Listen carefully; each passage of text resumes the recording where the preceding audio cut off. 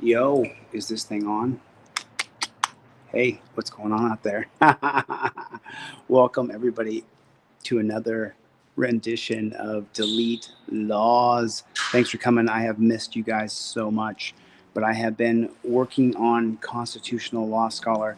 That is not the name of the game because it's not a game, it's real life. And so I have been actually all I've been doing is studying. I've been spending most of my time studying. I don't think I've showered in a couple days, few days. I have not taken a shower. I've fallen asleep just studying. Because so this is what I've been working on. You won't understand it or appreciate it until we come all the way back here. Okay, so this is the history of our country right there. That's the history. Let me see. Oh, besides the Mexican in the shot right there. This is the history of our country right there. That's it. That's the history of the United States, going all the way back to the 7 articles of the Constitution, into the Bill of Rights, and then along the top there, you're going to see the presidents and the vice presidents. And then each one of these bar graphs represents a Supreme Court justice and how long they were on the court right there. Each one of those bar graphs that represents. And so then over here on this side, you can see this right here. This represents the prison industry. You see that right there? So right about, you can see where prohibition is. Prohibition is right there from 1920 to 1933. Right there, we go from 50,000 people in prison to 200,000 people in prison. And then up here, when you go to Terry versus Ohio strips away your Fourth Amendment right. And so with no Fourth Amendment right to be secure in your person, no Fourth Amendment right to be secure in your person, then you're going to have a prison industry that does that right after that. And so I've been working really hard to get this illustration completely perfect for you. And I've added so many cases to my own repertoire. Remember, I don't have anywhere near a photographic memory. I used to say that. No. I sit and I study and I study and I study and I study and I study. And then I read it again, and then I listen to it again, and then I read it again. So, but I kind of wanted to give you guys a little bit. So when you get into some of these cases, and this is part of what we're going to be talking about, and I just grabbing some random place on the wall right here. Good to see everybody. Thank you for coming, everybody. OTVO, put it in the comment section. Overturn Terry versus Ohio. Put in the comment section, if you would, please. Overturn Terry versus Ohio. So when you get into this right here, and I don't know how to flip this camera around, so as you take a look at these cases, Champions versus Ames, Lochner, Hodges, Lone Wolf versus Hitchcock, Barrera College versus Kentucky. Let me do this. There you go. So when you get into some of these cases over here, what I want to show you guys is that it's not just a case. These guys did it. These are the people who did it. These people are not elected. They're not elected, and they do these horrifically bad things to us through case law. And so, but it's a much more structured lesson that I'm going to teach. I'm going to teach you guys jurisprudence from case to case to case, from how we get, where does the whole idea of being secure in your papers comes from. It's going to come from Boyd, 1886, Boyd versus United States, 1886. That's where you're going to first have this big push to be secure in your papers. And then what's the jurisprudence of that? Where do we get to, am I being detained or am I free to go? The 1983 case of Florida versus Royer, where you're going to want to ask that question, am I being detained or am I free to go? Thanks for the super chat. I appreciate it, Steve. So as you go down this list, when we talk about the model penal code, what exactly did that do to our country? Well, let's take a look what it did to our country. Model penal code happens in 1952. So you see where the model penal code is right there? Model penal code's right there. Take a look right there. As soon as the model penal code goes through, take a look at that prison industry. Take a look at that prison industry right after the model penal code in 1952. So I'm just finishing this bad chicken. I'm just getting this accomplished now. OTVO, everybody, thank you for coming. I appreciate it. I can't really see. The screen is so small because it's on a phone. I've just been doing nothing but this.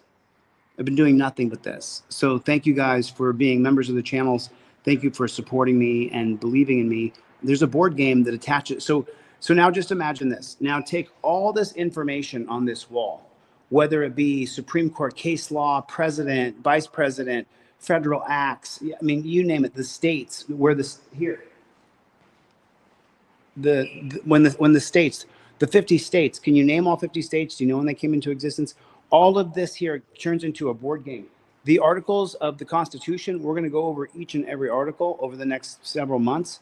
But the thing is about the articles of the Constitution, it has to be broken down so that people can understand it. If you can't understand the articles of the Constitution, it doesn't matter what I read. So that's what the board game does. The board game siphons this down into a understandable layman's speak, so you can so you can digest it and truly understand what the Constitution says. What does it mean? What are your first 10 amendments mean? Why are they there? Why are they important? So these things, the beginning of education for the masses of people. That's why I've been working on this bad chicken.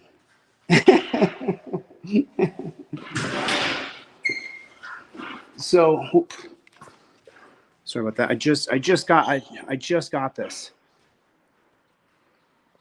So you know what?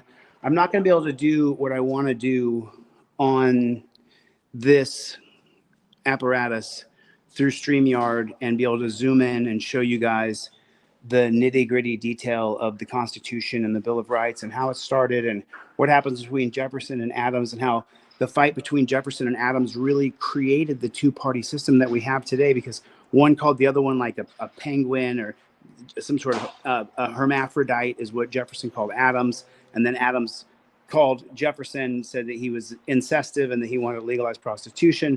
So this started this gigantic rift and between two parties. It became a two-party system. I'm not going to be able to zoom in and show you the ish I want to show you. So I just wanted to check in with you guys. I know it's been a long time and I miss you guys. What is going on? Give me 1 second.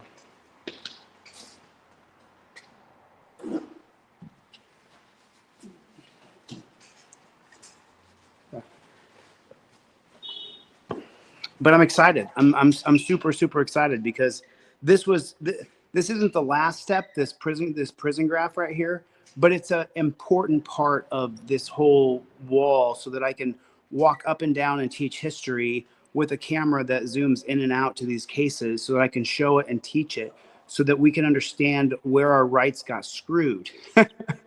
what case law screwed our rights entirely. Okay. Sorry about that. What's going on, James Forbes? How is everybody? I'm sorry, I'm not sitting at a desk right now, so I can't really do what we do sometimes when we watch cop videos. But now that this part of the wall is about done, I will start breaking down individual cases, one case at a time, so that we can build up and we will learn then when I take all those cases together and show what jurisprudence is, how it starts at Boyd versus United States and it ends at Utah versus Strieff, and show all the cases in between and teach that jurisprudence. And that's what I think that's what this board game is going to be. That's what this board game is. So that you can really learn the history of jurisprudence and how it screws us and screws our rights. It completely screws us. There's nothing good about it. There's nothing good about it. And listen, I just got excited and I was like, you know what? I want to show them where we are. And the reason why I haven't been live is there was just one more step here. There was one more step. Had to get the prison graph on it. We had to get the prison graph in it. So there it is. Lori, what is going on? Gloria, how are you? One-Eyed Nova, good to see you. Good to be free. We're going to break down case law step by step by step. Thanks for coming. I appreciate it. I have not been getting enough exercise. I've been barely getting enough sleep. I've just been studying. so that I don't come off like a dunce cap when I teach you guys the stuff I'm going to teach you. So anyway, I just wanted to check in with you guys, say hello, make sure that people know this. I'm going to be transferring people to a new channel with the name of the game. I can't wait. We're just a few days away. I'm sorry I haven't seen you guys. Thank you for supporting me and being here and hitting the like button. No, I really did. You don't understand. It's like we have to evolve a little bit. We have to evolve into more education, more knowledge. We have to evolve into a better organized group of people who are taking on this Supreme Court policy created at the state level through a website where you can download the bill for Illinois, you can download the bill for Ohio, you can download the bill that you can try to get to your state representative in Hawaii to overturn Utah versus Strieff, to overturn Maryland versus Pringle, to overturn those cases through legislation at the state level. That would include Terry versus Ohio. You got to chip it. You got to chip away. We got to chip away at stuff. So, but this is what I'm going to be doing over the next several months. I mean, I've created a board game. That's why you haven't seen me. I can't go live and watch. If I even watch cop videos, I'll be distracted. I'll be off to the races. If you start me on the cop videos. If I start watching, and I still see some of the cop videos because people are still sending them to me. People are sending me stuff to sign, people to help them, and it's just, it's kind of out of sorts, I guess you would say, and out of sorts. Charlie, one sec.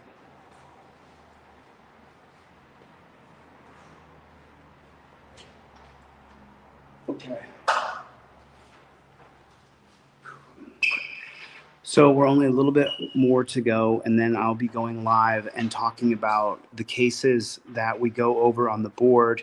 I'm going to have the editor splice in some B-roll, and then when we go live, I'll show that video, and then we'll stop it, and we'll talk about it and what you saw and the case law around it. It's a real simple one. There's the 1977 case of Chadwick versus United States.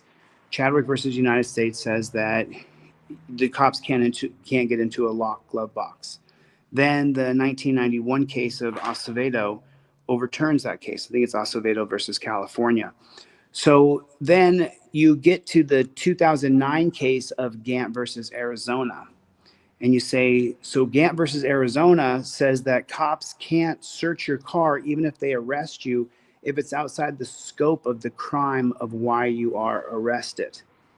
So now let me explain what I'm trying to put all three of these cases together for you. So let's say you're driving on a suspended driver's license, and if you get pulled over that you could get arrested, but you happen to have contraband. Let's just call it contraband. And you lock that contraband in your glove box. The 1977 case of Chadwick says that the cop, to get into your glove box without at least reasonable articulable suspicion of a crime that's in the glove box, that he can't get into a locked glove box. Now, that changes in the 1991 case of Acevedo. If the police officer determines that there is probable cause, then he can get into that locked glove box without a warrant right there on the side of the road. And he may use a crowbar. There's no limitation, right? But if you get pulled over on a suspended driver's license and you have whatever you have for contraband is in the glove box, and you get pulled over, you get out, you lock the car door, and you say, I give up, your officer, I have a suspended driver's license.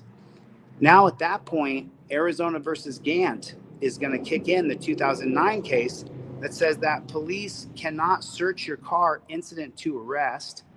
Number one, if you're on private property, if you parked in your driveway. But then number two, they can't search that car incident to arrest if there's no probable cause to get into your glove box. So do you want to have a glove box that locks? Yes, you 100% do. And then you don't want to exacerbate anything that happens in a traffic stop. so that the cop would have any sort of reasonable, articulable suspicion, what they're going to call probable cause, to get into your glove box using Acevedo, 1991. However, through my research, I have found and determined the 1977 case of Chadwick versus United States still reigns supreme. If there's no probable cause to search your glove box, then Acevedo doesn't kick in. So you should have a locking console and a locking glove box. These are things I'm going to teach you in extraordinary depth. I've been doing nothing but studying these cases. This is all I've been doing. And I know that I miss you guys, man. I know that there's a huge audience of people because there's thousands and thousands of people, thousands of Team DLZ. I love you. Put it in the chat. Team DLZ. Get a locking glove box. You should have a locking glove box. 100%. You should have a locking glove box. You should have a locking console. Because if there's no probable cause to get into your console, no probable cause to get into your glove box, then the cop can't search your glove box. So I'm going to have this all into a game so you guys can study it. You guys can study it. You're going to love it. You're just going to learn so much information because there's so many cases to learn. And then the really cool part is I have the Auditor Super PAC. It's like 67. No, I'm sorry. 73 or 75 cases that every auditor should know, every single activist. If you're ever going to have any kind of face-to-face interaction with any sort of copper at all whatsoever, you should have this 75 pack of cases. Know it like you know it, like you know it, like you know it. Be able to regurgitate it like it's just water. If you're going to take on cops face-to-face and you're going to be one of those people like I am, and I say, hey, I'm not doing the same thing you are, I'm not going to invoke my Fifth Amendment right, then you have to know these 75 cases like you know them inside and out. What's going on, Playboy? What's going on, Playboy? What is going on with the Playboy? What's going on with the Playboy? We're almost done, Playboy. So that stripe right there is the prison stripe. That's right after Terry versus Ohio. You see that? Look what happens after the war on drugs and Terry versus Ohio. There's your prison stripe.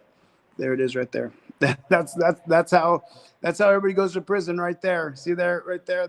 There's your prison stripe. You know, we barely have anybody in prison until Prohibition, until we criminalize an alcohol, until we say that alcohol, we're going to criminalize that. So we got less than 50,000 people in prison in 1920. Then by 1933, we got 200,000+ people in prison by 1933. And so that creates the prison industrial complex where they have all these buildings with all these guards in them now because they had 150,000 people over that 10-year span. So now they had to get these great big buildings with bars and make some with little rooms where they could keep people capture. And then it goes along right there and it's steadily raising. You see that? It's steadily going along because you think that they decriminalized alcohol. They didn't decriminalize alcohol. They got rid of Prohibition, said it wasn't. But still, the war on alcohol was going on right here because a lot of people were making their own alcohol. And then as we go here, now here's where it really takes off, like just a freaking rocket with Ronald Reagan right there for the for-profit prison industry. Boom, it takes off. And then you see this sharp incline right there. That's Bill Clinton's 1994 crime bill right there. There's his crime bill. Whammo. There it is right there. You can see it. There's a 14 or 15-foot ladder. And it's just goes straight up with the same bend of the ladder. Look at that. Look at that. That's what happens when you take away people's Fourth Amendment, when you can do anything to them, anything at all. Anything at all. 1980 is 1980 is right about right here. That's where we have 500,000 people in prison. Reagan doubles that. Reagan's a badass. He doubles that prison industry. Woo, she prisons. And then Clinton get in, and Clinton's like, hold my beer. Hold my beer. And he takes it on a roller coaster ride.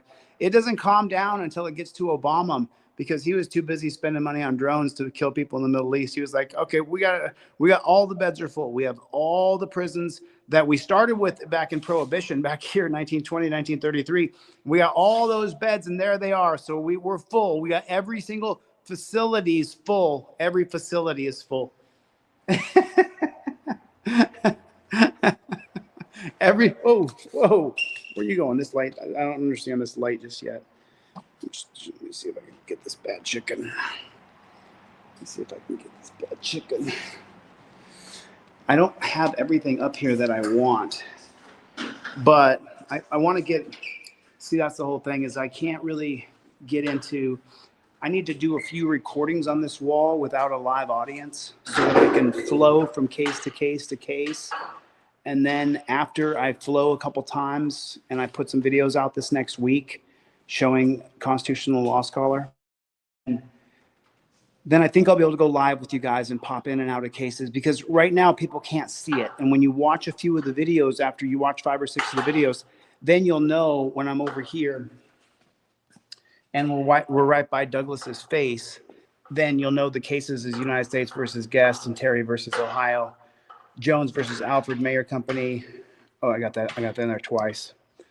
Chimmel versus California. This creates the wingspan rule. Have you guys ever heard of that? Anybody ever heard of it? So this is Chimmel versus California right there, 1969. Do you see that right there? So what do you think that does, right? So it creates the wingspan rule. So that means that cops can search you and anywhere that's within your wingspan. So the cops stop you and they say that the dog barked at you, so they have probable cause to arrest you, right? So now they can search anywhere that is within your wingspan. So that includes anywhere in your car, compartments. It gets even worse in Beltran. So in Beltran versus right here, in New York versus Belton right here, this case right here, New York versus Belton, this is an extenuation. This is the jurisprudence. So Chimmel versus California says that cops can search within a wingspan of you. They can anywhere as a wingspan. How big is your wingspan? So they think you're an NBA player, by the way.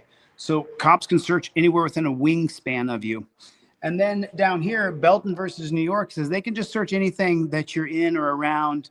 Belton opens it wide up. Wide. Belton, man, they are like, you can search anywhere, anytime you want. I mean, it's not as bad as Rabinowitz, 1950. So Rabinowitz, do we have Rabinowitz on here? I don't see Rabinowitz. I don't see, sorry. Rabinowitz versus United States, 1950. It's not on the board, but I've been studying like a big dog. So Rabinowitz versus United States says that they can search anywhere, period. Incident to arrest, you get arrested and the cops are arresting you, they can search your office. If you're at your neighbor's house, they can search your neighbor's house. There's no limit. Rabinowitz opens it wide up, which is kind of crazy because, and that was in 1950, Rabinowitz was, but it was in 1948 where you had Trupiano. Where's man, how are these cases not on the board? There you go. So right here, Trupiano versus United States, 1948. This said that if the cops search you after they arrested you without a warrant, that it was unconstitutional. That's what Trupiano versus United States says in 1948. That's searching you after you get arrested without a warrant is unconstitutional. That's what Trupiano versus United States, 1948. That's what the case says. What happened to that? Black people got freed. Oh shit! You didn't say that. Yes, you did. Yes, you did. But they didn't really.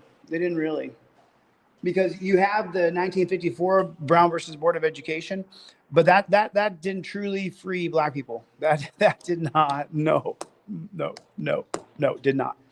Because then you have the civil rights. Let me see. They're not. I don't have them on here. So this case right here, Katzenbach versus McClung. Congress has the power to prohibit racial discrimination in restaurants, local or not. This case goes to the Supreme Court in 1964. You see, but black people were supposed to be freed in the 1954 case of Brown versus Board of Education. But here, this Katzenberg case makes it because black folks are got to sue because they can't go to restaurants and eat, right? And then the same case here in 1964. So, and this 1964 case, by the way, Heart of Atlanta Motel. There you go. Heart of Atlanta Motel versus United States is unanimous. Congress has the power to prohibit racial discrimination in public accommodations in hotels. They use the Interstate Commerce Clause, but the Interstate Commerce Clause has a crazy ass history that it's going to blow you away. The Interstate Commerce Clause first gets enacted because of one of the founding fathers' sons who gets a monopoly on the Hudson River between New York and New Jersey and a steamboat. I'm going to go into that another time, but I want to stay focused right here. So people don't understand. Part of the reason why we live in such a police state, prison state, death state is because of cases like these ones right here, like Katzenbach, like Heart of Atlanta Motel.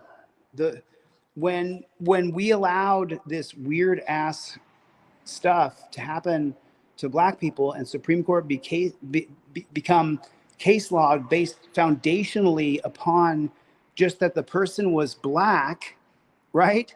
That's a problem for you today, no matter, no matter you're pasty white or not. Put a 1 in the chat if Terry versus Ohio has been used against you. Put a 1 in the chat if you have been detained with torture cuffs. That was only intended for Black people, period. Wasn't intended for white people unless you were a protester and Nixon didn't like you. Because, and people, when they talk about Dick Nixon, people don't really, because I'm 50, so I'm Gen X. But people don't really understand the power that Nixon actually had on the government, in the government. Part of this prison line right here, doing this right here, is because of Richard Nixon war on drugs in 1971, when Nixon declares war on drugs right there in 1971. But let me explain to you the power of Nixon by picture, so you can actually see it, so you can understand it. Like, holy shit, Nixon had deep ass power like Hillary Clinton, right? Because she does, whether we like it or not. So up here, when you get to Nixon, right? So you got his presidency here, and then he, of course, he has to step down his second presidency. But Nixon back here, Dwight Eisenhower was president and Richard Nixon was vice president from 1953 until 1961. Nixon was vice president twice. That's a lot of power you gain over that 8 years being vice president. Okay, so he's there, and then Kennedy, of course, wins. Kennedy gets killed, some say by LBJ, according to InfoWars. And so LBJ right here, he takes over for John F. Kennedy. And then LBJ, talk about putting liberal policies into place. Nobody did more than LBJ. Nobody, which you get into in the board game. You get to learn that. So, but then right here, after Lyndon Johnson, Nixon becomes president. Now he's in office for 4 more years. Then he's in office for 2 more years right here. 2 more years. I covered his face up with Ford. And then, Ford was then... We were past where Ford then got to appoint Nelson Rockefeller as the vice president. Nelson Rockefeller became vice president not because of his name Rockefeller, but because of his merit. Nelson Rockefeller deserved that position of vice president. So anyway, so I just I want to show you guys some information about history, and I'm really going to have a very structured system of teaching constitutional law scholar and this board game. So all these little tiny pieces of information that I'm saying, they all condense down into a board game that you can play. And there's a methodology to the board game, a way you score points, the whole thing. But the really cool part is how much any age can play. 10, 11, 12-year-olds up to 90, 100-year-olds, right? But I think it was important for what I was trying to do here was to show you guys how these Supreme Court justices, how they bear responsibility for what's happened in this country. These guys right here. And nothing has hurt this country more than Terry versus Ohio. I mean, absolutely nothing. And it's you can't argue with it. You can't argue with it. That's Terry versus Ohio right there. That's Terry versus Ohio plus the war on drugs and your Fourth Amendment being completely gone. That's the prison graph right there. So, I mean, even go all the way back. The very first prison, Pennsylvania, solitary confinement, 1770 or so, right? But still, you're talking about hundreds of people, not hundreds of thousands of people. Follow the red line. As we go down the red line here, there's no jump in prison. It just steadily kind of goes up, and it really, truly, it jumps a little bit here. I can't get the line how it's supposed to. Right after the 13th Amendment is passed, then you get some blacks that are being arrested so they can be put back into slavery, but they don't count that toward the prison industry, which is another whole weird thing that they do. But anyway, so then the prison industry goes up pretty steadily, nice and smoothly, till about 50,000 people or so in 1920 before alcohol is prohibited. I mean, and then, look, so they prohibit alcohol, and then they, decriminalize alcohol, I'm sorry, they put a bunch of regulations on it. So you can't make money off alcohol, only the big corporations can.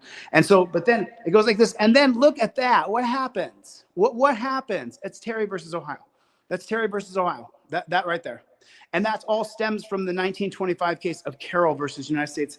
That was something that I wasn't actually, OTVO stands for Overturned Terry versus Ohio. Put it in the comment section for me, please. OTVO. But did you know, the case that haunts us all the most, the case that haunts everybody in America the most, is the 1925 case of Carroll versus United States. That case haunts us all. So Carroll versus United States, but take a look at, so this is this is part of the reason why I wanted to put these. Oh, what's up? What's up, balloons? See the balloons? What's up? We got some more balloons coming up. Balloons. Okay. So I want to show you something. So these cases right here, 1922, Bailey versus Drexel Furniture Company, Adkins Children's Hospital, Carroll versus United States, Corrigan versus Buckley, Olmsted versus United States. Just run down them a little bit. This is about child labor, this Bailey versus Drexel cases. And this case is about women wanting a fair wage from the Children's Hospital. And then Carroll versus United States creates the automobile exclusionary rule. And then Corrigan versus Buckley creates racial restrictive covenants that you can't buy or live a house where a black person is. And this is a racial restrictive covenant. Remember, it's 1926. That's 25 years after Plessy versus Ferguson, 1896, that created racial segregation. So then Olmsted versus United States, 1928, again, is based on prohibition, just like Carroll versus United States is based on prohibition, that they can warrantlessly search your car because your car can drive away. Now, Olmsted versus United States, this is about a Seattle cop who's bootlegging alcohol up and down between Canada and the United States. And his name is Roy Olmsted. Him and 11 other cops from Seattle get caught bootlegging alcohol. Roy Olmsted goes to jail, and his conviction is upheld in 1928 by the William Howard Taft Court. Corrigan versus Buckley, racial restrictive covenants, can't buy a house with a black person or in a white neighborhood. Carroll, the automobile exclusionary rule based on alcohol, you got to be able to search the car because, well, it could drive away. Adkins Children's Hospital, women want a livable wage to be paid so they can work at the children's hospital and take care of the kids. And then Drexel Furniture Company is about child labor. Overturned. All those cases right there have been overturned. This guy right here, William Howard Taft, not only one of the worst Supreme Court justices in history of America, one of the worst presidents, one of the worst. He was such a fraud, you can't even begin to understand. William Howard Taft. So let me just kind of take a few steps back for you here. I'm sorry, I don't have my sound and everything plugged in here, but I can just riff on this because I've been gone for a few weeks. I've just been studying. So let me riff a little bit here with you for William Howard Taft.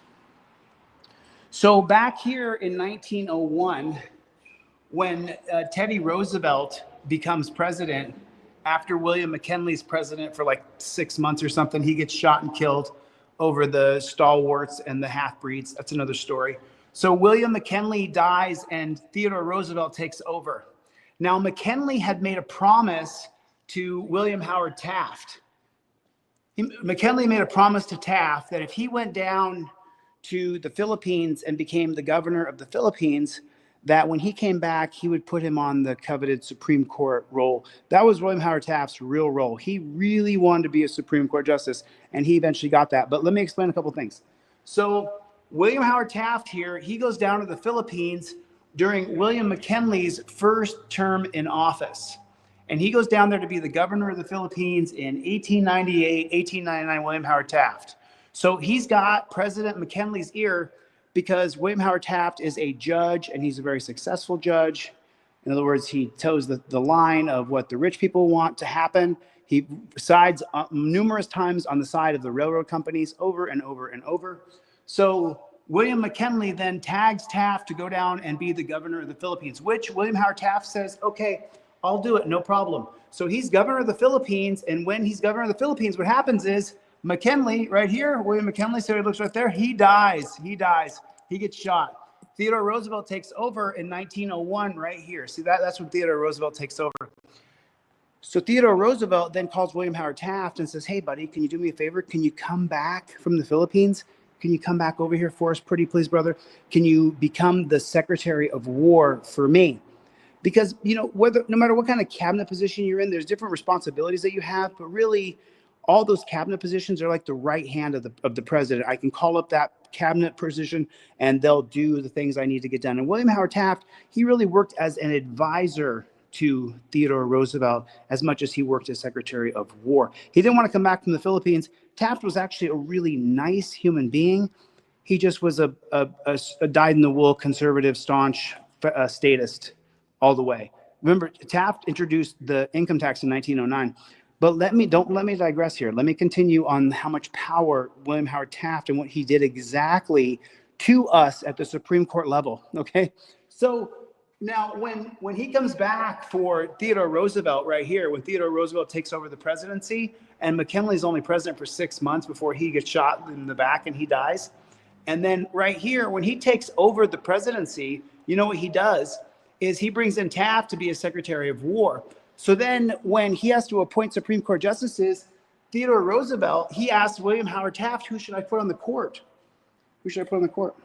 And so when you come down here and you take a look right here, boom, boom, boom. 1906, William Moody was on the court with William Howard Taft when Taft was on the court in Ohio, in the Ohio Circuit Court.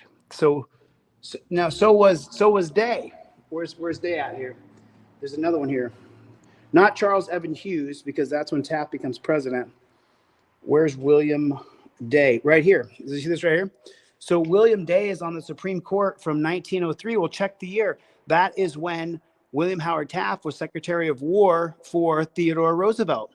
So Day also was on the circuit court with William Howard Taft in Ohio. So William Howard Taft essentially placed Day on the court, and he placed Moody on the court. Both those guys were on the court with Taft in Ohio. Okay, so then let's keep going down the line. Now, he works as Secretary of War for Roosevelt, and then here, all the way here, so it was never Taft's vision to be president. He wanted to be the Chief Justice of the United States. But you can't be around Teddy Roosevelt. Teddy Roosevelt has one of those energetic, magnetic personalities that he's got a ball of energy. That's what Teddy Roosevelt was. And Teddy Roosevelt wanted Taft to fill his shoes and continue the progressive movement that he had begun. And so he tags Taft to be president, and he pushes Taft through the presidency, and Taft wins. And then when Taft's on the court, what's he going to do? He's going to put to the Supreme Court, he's going to advance Douglas White here to the Supreme Court Chief Justice. He's going to place on the court Willis de Vandervant. This guy is a piece of shit.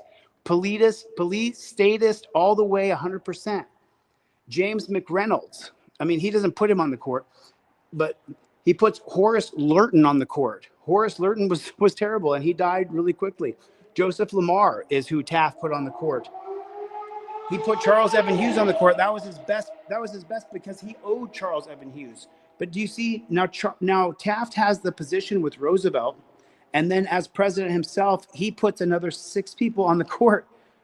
But then there's a gap in time. So when Taft is here, he's president from 1909 until 1913. He writes the 16th Amendment, the one that income tax that was struck down in Jackson versus Pollock in 1895. He writes the income tax amendment for the 16th Amendment for the Constitution. He does that. You want to know why you got income tax? William Howard Taft. Now, ironically, Woodrow Wilson gets into office, but it's kind of funny because Woodrow Wilson was more progressive than Taft. Taft was a conservative. Listen, if you guys don't know, conservative Supreme Court justices give our rights to the police, whether I like it or not. It doesn't matter that I identify in a lot of ways conservative. Let me just show you.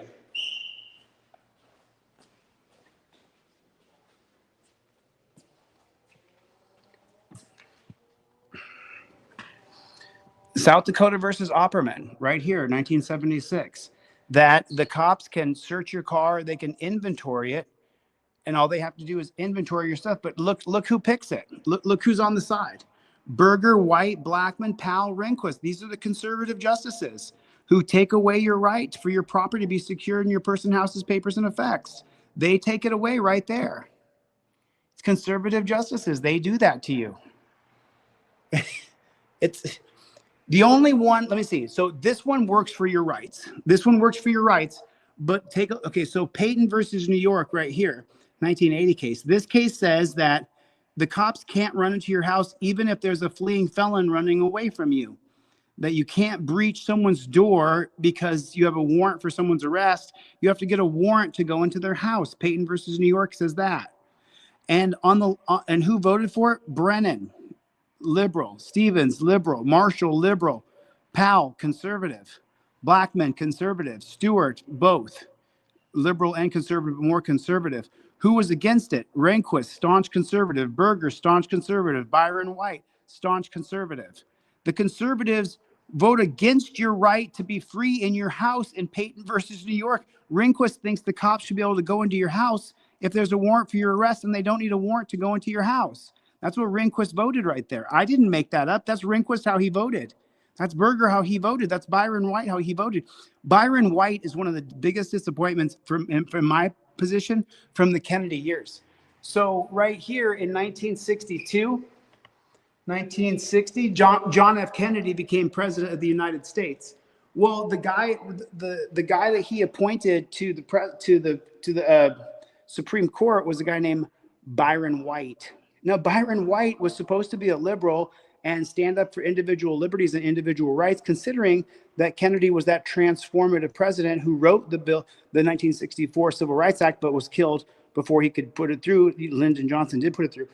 But the point is Byron White, let me show you his career right here on the board. If I can find it real quick. That's what I'm saying. I need to get used to this board before I go live.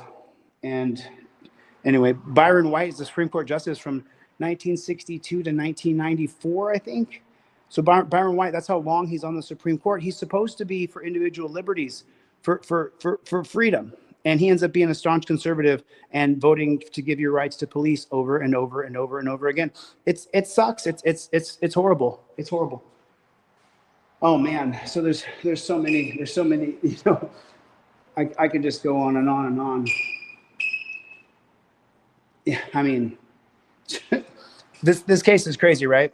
So in this case, Hammer versus Dagenhart, when you read this, Hammer is the state. Hammer is the state, and Dagenhart had actually sued out of North Carolina because North Carolina limited the amount of work that Dagenhart's sons between the ages of 10 and 16, limited the amount of hours that Dagenhart's son could work. And so Dagenhart sued the state. And then it gets all the way to the Supreme Court because the government appealed, and then gets to the Supreme Court. And so then Dagenhart wins the case. And they said that you can't apply the Interstate Commerce Clause to tax child labor because manufacturing is not a part of interstate commerce. The product is, but not the manufacturing. And it's all based on the Dagenhart wanting his kids to be able to work more hours, work overtime hours. So it's like what? Like you want your kids to work more hours? Like you want your kids to work more hours, and you're willing to sue for that? Your kids? But the whole mentality of child labor, there's a whole bunch of cases that are I call them the child labor cases. And anyway, I don't know how well this microphone is picking up. I'm not really sure how this. Can you guys hear me? Okay, give me a 5x5. Yeah, Hammer versus Dagenhart, and Dagenhart is the father of the boys that he wants to get more overtime hours, which is just so unbelievable. So listen, I can't stay on here all day. I've got to finish this wall. This wall is almost done. You guys stay with me. Do me a favor, stay tuned. Put in the comment section, Chili is just finishing the board game. That's why I'm not here. I'm finishing the board game. As you can see, I am sharp with this shit. I have been just studying this and just drinking it like it's water. Like I need some water. We don't stop, motherfuckers. We don't stop. We don't mother and stop. I've created a board game. I created a board game.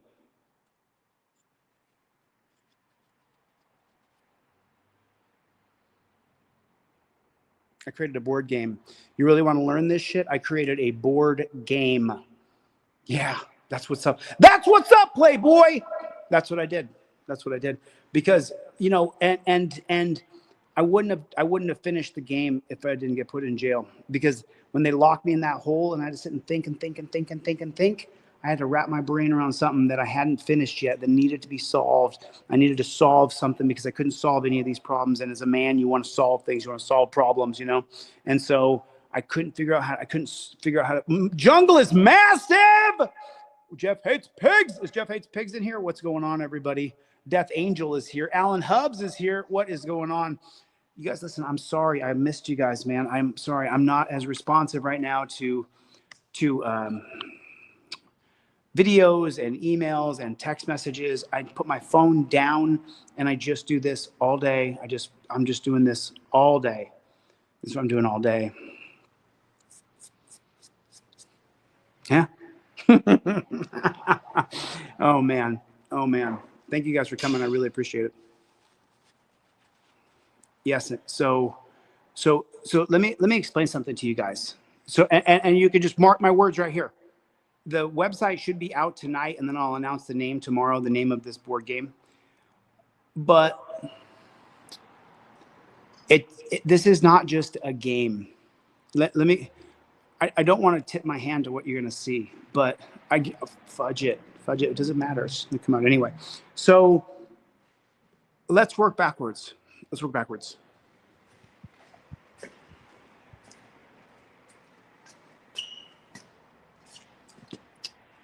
The 2016 case of Utah versus Strieff, right there. Okay. So what that case right there does is it allows the police to stop you unconstitutionally.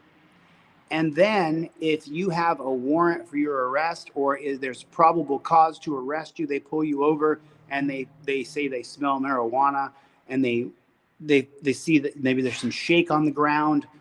If there's any sort of probable cause, Utah versus Strieff says that even though they stopped you unconstitutionally, that they can use the new evidence against you, even though they should have never interacted with you. And the taint of the unconstitutional stop has been cleansed. That's what the 2016 case of Utah versus Strieff says.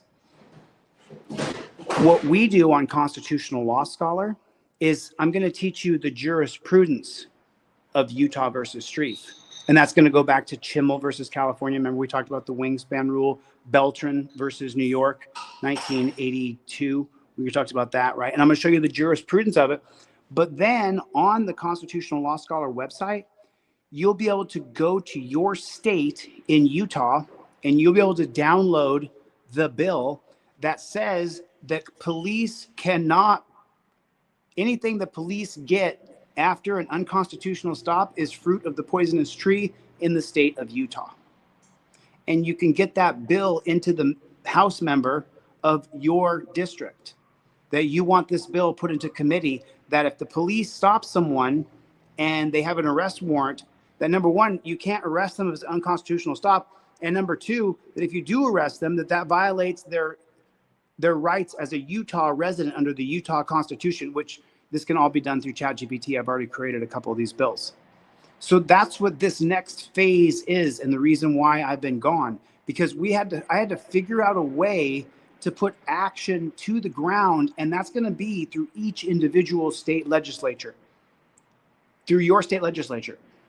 I wrote one for California for Maryland versus Pringle 2003, and for the 2016 case of Street versus Utah, which I wrote both of those bills through ChatGPT. So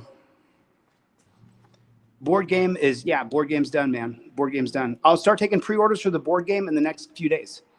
And you may not even know what it's all about, but trust me when I tell you, you're going to be so stoked. You're going to be like, wow, this is great.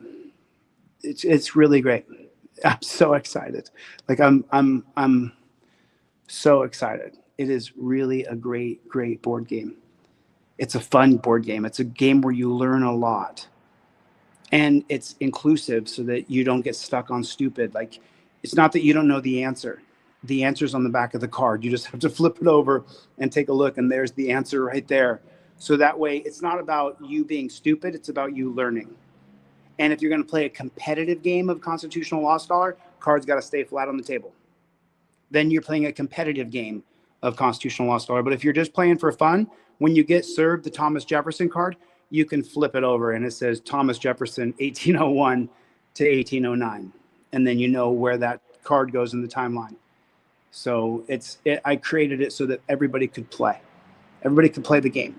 I don't want anybody not to be able to play the game or feel like they're stupid and they don't know enough, because the answer is on the back. It's so easy. If you want to be competitive with somebody else, if you want to be competitive with Dan Fizzle, then I can flip. You have to keep the card flat on the table. It's a board game. You score points. So there it is. There it is. There it is. I don't know yet. I got to order like, so just so you know, when you order one deck of cards from a professional printer, it's going to cost you, $25 for the deck of cards. If you order 1,000, then it's going to cost you $5 a deck. So I have to place a purchase order with the print shop that will print up the cards, because these are hard copy cards that you can learn on. That it's almost like a flashcard essentially, but it's a little bit different than that, because it structures into a timeline where you play a game with other people, and that way you can focus on individual specific set timelines so that you can learn that timeline and then go on to the next part. So, for example, we're talking about Jefferson a moment ago. You can learn everything there is about Jefferson. So who was Jefferson's first vice president? Who was Jefferson's second vice president? What states came into the Union in 1801 to 1809? What federal acts were passed? Were there any constitutional amendments from 1801 to 1809? So it's a really in-depth game where you can learn. And then have you started with the first point of the game, which is the Articles of the Constitution, the 7 Articles of the Constitution? And have you gone to Article 1, Section 1, Clause 1, and can you define what that is? Because so many people can't. Where's the Commerce Clause in the Articles of the Constitution? And why do I need to know where the Elastic Clause is, and how does that affect me today? What is the Commerce Clause, Article 1, Section 8? How does that affect me today? What clause is it? And then can I explain that to other people so I can explain where the Commerce Clause comes from? So that when you say, that you can't have homegrown marijuana because the 2005 case of Gonzalez versus Reich, then you say that it's regulated by the federal government, by the Interstate Commerce Clause. Okay, well, how do we get to that? What's the jurisprudence? It's crazy. It's crazy. So you can't grow marijuana at home because of the 2005 case of Gonzalez versus Reich. But that all stems from the 1824 case of Gibbons versus Ogden. And the way that happened is this guy right here, Henry Brockholst Livingston. This guy right here. He's on the Supreme Court from 1807 until 1823. Now, you can't have homegrown marijuana because of the 2005 case of Gonzalez versus Reich. Let me explain to you how it attaches to the 1824 case of Gibbons versus Ogden. And this is what jurisprudence is. So the Commerce Clause, again, is going to be right back here.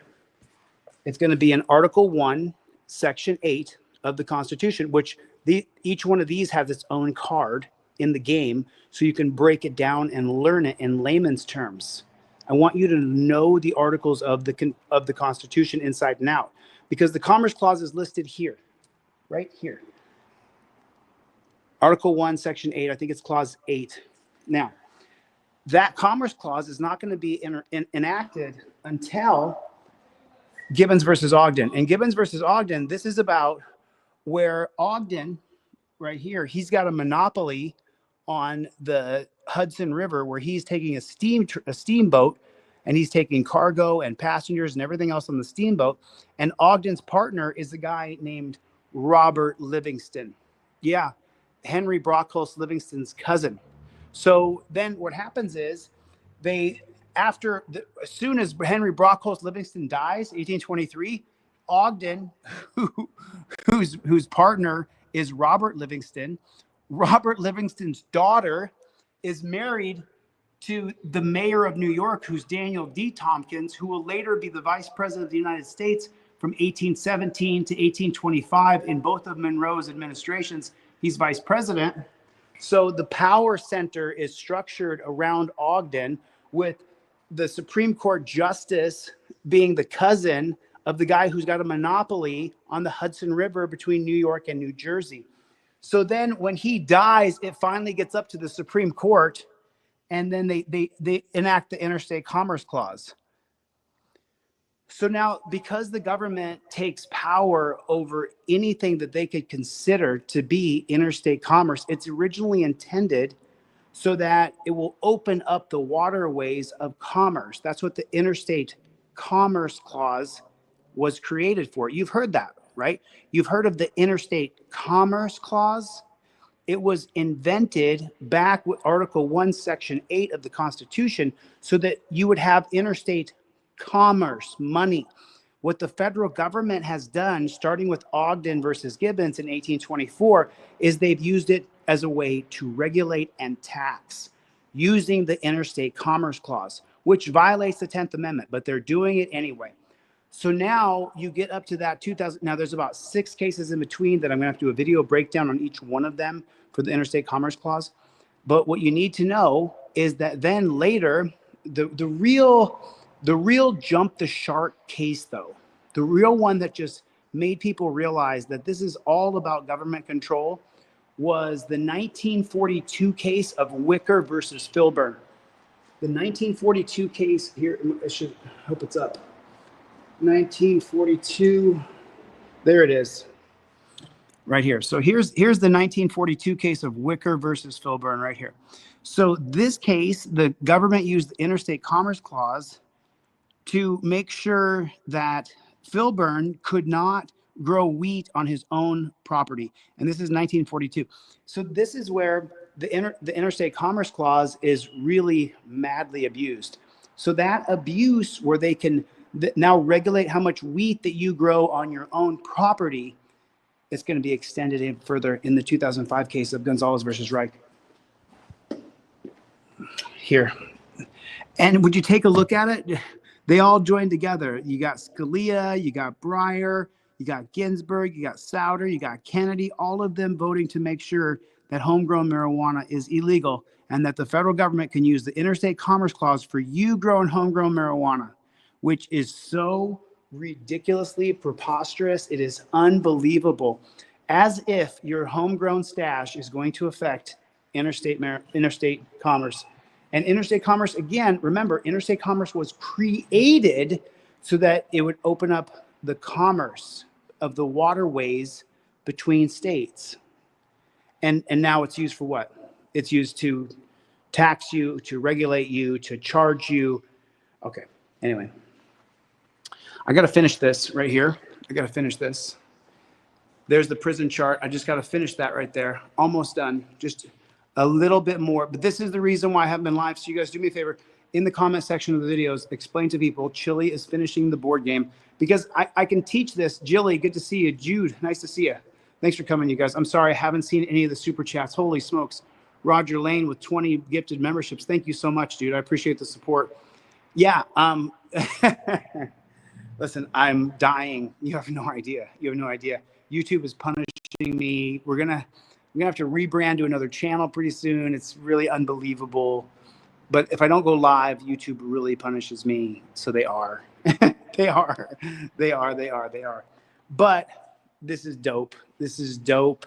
The game is dope. When you have the game, I give you guys a 1-year chance to trade the game in and get a different game, because the first year the game comes out, I want it open to people who want to practice it and try it and check it out and see if, you know what I mean? And then I'm going to have a way, I'm getting into too much nonsense here, too much of the weeds, but thanks you guys for this, for the super chats, for the memberships.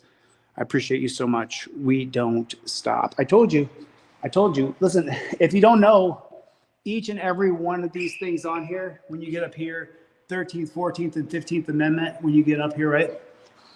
I have to tape each and every one of these things on here. I have to physically get a piece of tape and tape everything up here. Each one of these heads has to be cut out. Each one of these has to be cut. This is hundreds and hundreds of hours. This is probably hundreds, because I definitely work more than 40 hours a week, and I definitely been working for more than 2 weeks. So it's hundreds of hours now that I put into building this wall to teach this game, because they put me in jail and I had nothing but time to think. So I said, I'm going to build a badass board game. All right, listen, who's here? What's going on? Maria, good to see you. I miss you guys. I miss everybody. I love you guys. Make sure you put in the comment section, Chili hasn't been live because he's working on a board game. He's working on a board game. That's what I'm doing. I got to get the flock out of here and keep working. So I love you guys. Ski, what is going on? Wanda, what is going on? What is going on, everybody? Did I see Chevy? What's going on, Chevy? Cope Dogged Dog. SWE Observer. Let's OTVO. Tower Time. Lou, what's going on, Lou? Maria, how are you? Death Angel, put it in the comment section. OTVO. Overturn Terry versus Ohio. Put it in the comment section for me, please. OTV. Freedom, what is going on, my friend? Jungle is massive. Jennifer Hill, what's the matter, you? Freedom Watch, what's going on? Danelle Brown, what is going on? We got to get that dude some money in jail. I sent you his name. We got to get the guy some money in jail. I met him in jail. I told him I'd put some money on his books. No one ever puts money on his books. I said I put some money on his books, and I haven't done it yet. I don't have an account, though. So anyway, Jim, what is going on? Jeff Vacone, Mike hates pigs. Claudette is here. Ski writes on, what is going on? Gloria, what's the matter, you? April Rain, Houston Lindsay, Christy Ritchie, what is going on? James Forbes, what is going on? Mad Hatter, what's going on, Maddie? How you doing, buddy? Mr. Bones is in the house. Tower Time. I'm just grinding. Roger Lane, just grinding, brother. I'm just grinding. I'm really. Have you guys ever seen me unshaven? I don't think you guys have ever seen me unshaven. I don't think I've ever showed my face on the YouTube's unshaven. Only when I was stuck in jail and I couldn't shave. I always shave. I think it presents. I like to be presented. What's going on? Death Angel. Dwad, what is going on? What is going on? I love you guys, man. Thanks for coming, Broken Blade. Good to see you, Death Angel. I got to get the flock out of here. Thanks for coming. I'll see you on the next one. Later, Gators.